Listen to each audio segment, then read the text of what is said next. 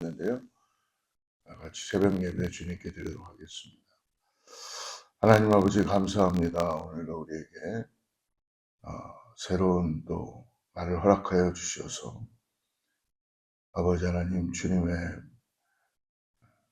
인도하심과 주님의 은혜를 구하며 오늘 하루를 시작합니다. 오늘 말씀의 뿌리를 내리게 해 주시고 말씀에 순종하는 하루 되게 하여 주시옵소서. 특별히 세상의 길을 분별하여 좁은 문, 좁은 길을 선택하고 기쁨으로 그 길을 갈 수 있도록 성령께서 함께하여 주시옵소서. 성령의 능력으로 말씀의 열매가 맺히게 해주시고 하나님 특별히 교회에 무너진 성전을 세워주기를 원합니다. 하나님께서 준비된 함께 할 수 있는 분들의 마음에 지금 긍휼한 마음을 갖게 하여 주시옵소서. 선한 사마리아인들이 무너진 성벽을 세우듯이 함께 동참하여 이 일에 함께 할 수 있도록 아버지 주님께서 주님의 하나님의 사람들을 일으켜 주시고 주의 전이 세워질 수 있도록 역사하여 주시옵소서. 7월을 맞이했습니다. 교회가 깨어서 마지막 때를 사는 그런 마음으로 기도하고 오직 주님의 은혜를 구하고 주님의 인도하심을 받는 말씀에 따라 살아가는 성도님들 되게 하여 주시옵소서. 감사하며 거룩하신 예수님의 이름으로 간절히 기도드리옵나이다. 오늘은 시편을 시작합니다. 아마 7월 한 달 시편과 이사야 말씀이 매일 묵상의 본문이 되겠는데요. 오늘 첫날 시편 1편을 보겠습니다. 시편 1편 1절부터 6절 말씀인데요. 같이 한번 합독하죠. 복 있는 사람은 악인들의 꾀를 따르지 아니하며 죄인들의 길에 서지 아니하며 오만한 자들의 자리에 앉지 아니하고 오직 여호와의 율법을 즐거워하여 그의 율법을 주야로 묵상하는도다. 그는 시냇가에 심은 나무가 철을 따라 열매를 맺으며 그 잎사귀가 마르지 아니함 같으니 그가 하는 모든 일이 다 형통하리로다. 악인들은 그렇지 아니하며 오직 바람에 나는 겨와 같도다. 그러므로 악인들은 심판을 견디지 못하며 죄인들이 의인들의 모임에 들지 못하리로다. 무릇 의인들의 길은 여호와께서 인정하시나 악인들의 길은 망하리로다. 할렐루야. 하나님을 찬양하는 시로 이제 7월 첫날부터 시편을 묵상하게 돼서 얼마나 익사이링하고 기대가 되는지 모르겠습니다. 모세오경에 대한 찬양의 응답이 시편입니다. 우리가 7월 묵상할 시편은 구약성경에 보면 한가운데 위치해 있죠. 시가서에 위치해 있는데요. 이 시편은 히브리어로 테힐림, 즉 찬양이라는 뜻을 가지고 있어요. 여호와를 찬양하라. 현악기에 맞추어 부르는 노래라는 의미의 헬라어는 푸살모스에서 유래한 이 테힐림, 찬양하라라는 뜻입니다. 특별히 시편을 우리가 쭉 묵상해 보다 보면 다윗을 비롯해서 모세, 아삽, 특히 고라 자손 등 다양한 시대의 그 하나님의 사람들 통해서 하나님이 함께 하심에 대한 영혼의 고백을 담아 기록한 150편의 이 시들은 총 5권으로 나뉘어서 배열되어 있습니다. 시편이 이토록 정교하게 5편으로 편집된 이유는 이스라엘 백성들에게 신앙의 기준이었던 모세오경 있죠. 창세기, 출애굽기, 레위기, 민수기, 신명기. 이 모세오경의 구조를 반영했기 때문에 그렇습니다. 그래서 모세오경이 하나님이 주신 율법과 말씀의 기준이라면 오늘 150편을 5권의 시편으로 나눠져 있는 그 말씀을 삶으로 살아내는 백성들이 드리는 찬양과 응답이다 라는 그런 완벽한 대칭으로 하나님을 찬양하는 것으로 나타납니다. 그 장엄한 찬양의 문을 여는 오늘 첫 시편 새벽 예배에 함께하게 돼서 너무나 감사합니다. 시편 1편, 어떻게 보면 시편 1편은 시편 전체의 서론이라고도 볼 수 있습니다. 인생의 이정표이죠. 1편을 보면은 우리가 본문을 읽었지만 인생을 두 갈래끼로 나눕니다. 두 갈래끼로 나누면서 악인의 길과 의인의 길, 그리고 두 길의 끝이죠. 하나님의 말씀을 밤낮으로 묵상하는 삶을 제시하고 있고, 그리고 이제 시편의 마지막 150편은 그러므로 하나님만을 온전한 찬양받기에 합당하시다라고 할렐루야로 끝이 납니다. 즉 시편 전체는 말씀을 묵상하며 특별히 우리에게 사계절이 있는 것처럼 인생의 거친 계절을 통과한 사람이 마침내 우리의 삶을 돌아다 보니까 하나님의 흔적이 남아있고 하나님의 인도하심이 있었고 어떻게 진정한 찬양을 완성해 가는지를 보여주는 거대한 영적인 그런 여정입니다. 오늘 의인들의 길을 먼저 보죠. 1장 1절 2절 같이 읽습니다. 복 있는 사람은 악인들의 길을 따르지 아니하며 죄인들의 길에 서지 아니하며 오만한 자들의 자리에 앉지 아니하고 오직 여호와의 율법을 즐거워하여 그의 율법을 주야로 묵상하다. 오늘 시편의 1편 1절에 복 있는 사람은 복 있는 사람은 무엇을 먼저 하는 사람이 아니라 오늘 무엇을 피하는 사람으로 보여주고 있죠. 네. 가만히 보면 여기에는 복 있는 사람은 악인들의 꾀를 따르지 아니한다. 복 있는 사람은 먼저 무엇을 하는 것을 보여주는 것이 아니라 피하는 걸 보여주는데요. 여러분 영혼들이 특별히 사람들이 무너지는 순서가 있습니다. 이 히브리어로 걷다라는 것은 할라크라고 합니다. 서다라는 아마드입니다. 앉다라는 야사브입니다. 즉 걷다가 서다가 앉는다. 그러니까 처음에는 우리가 잘 시작하면서 걷습니다. 그런데 생각을 붙잡지 못하다 보니까 그 생각을 통하여서 뭔가 하나님이 기뻐하지 않는 것들을 계획할 때에, 생각할 때에 그 생각을 마음속에서 품게 되죠. 그리고 그 정도는 괜찮아. 그렇게 생각하면서 그 생각 앞에 멈춰 섭니다.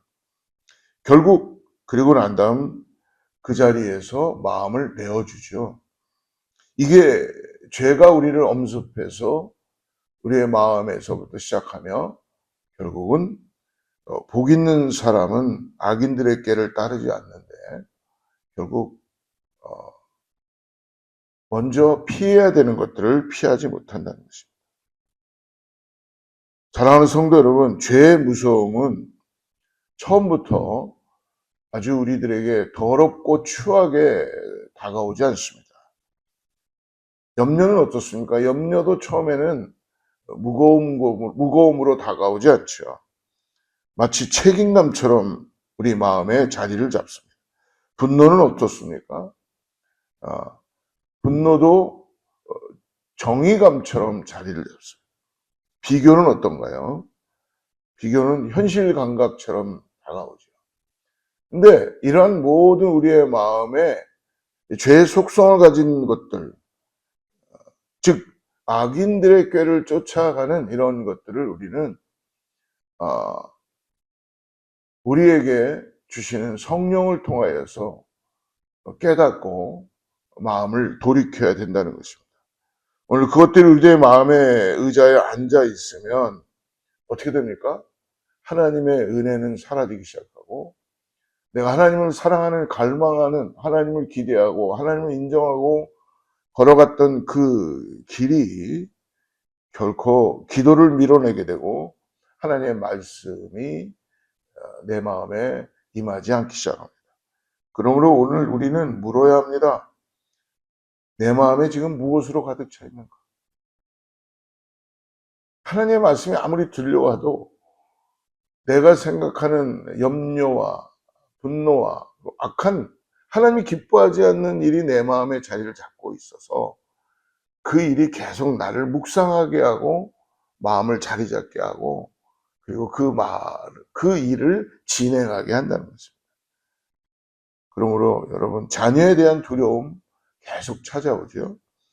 경제적으로 물질에 대한, 돈에 대한 불안함이 찾아오니까 어떻게 합니까? 하나님의 법을 잊어버리고 다른 것들을 마음에 생각하게 되죠.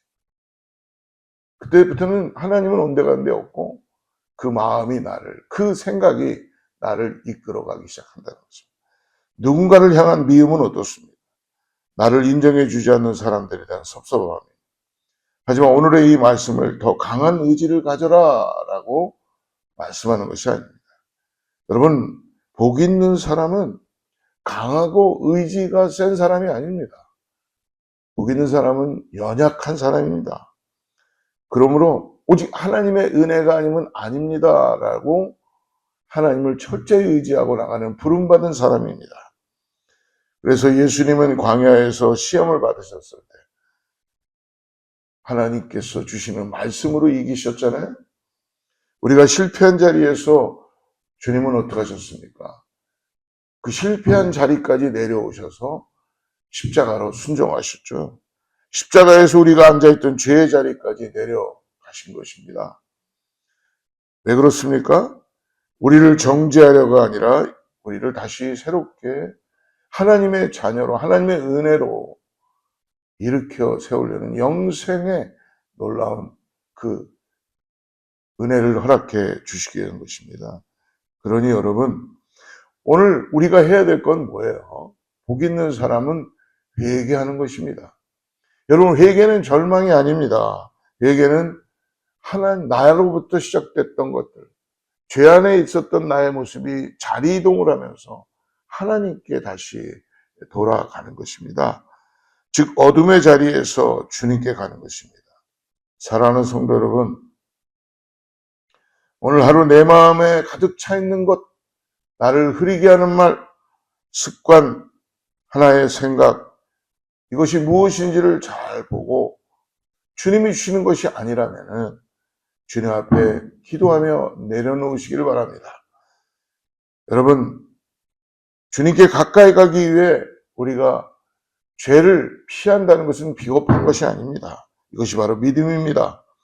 믿음으로 주님께서 가까이 가기 위해 내가 붙잡던 세상의 것, 하나님이 기뻐하지 않는 것들, 죄의 속성들을 내려놓는 결단이 있기를 간절히 기도합니다. 오늘 그러므로 하나님의 말씀을 따라 걷는 사람은 3절에 뭐라고 합니까? 3절 같이 한번 읽어보죠.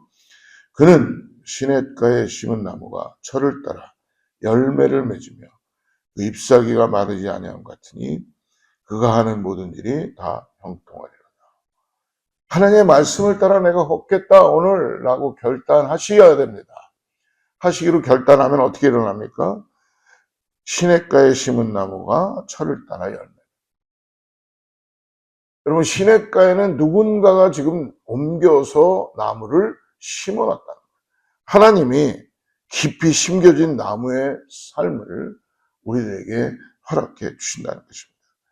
인생의 사계절을 지나며 봄에는 새싹을 틔우고 여름에는 푸르르며 가을엔 열매를 맺고 겨울에는 추위를 견뎌냅니다.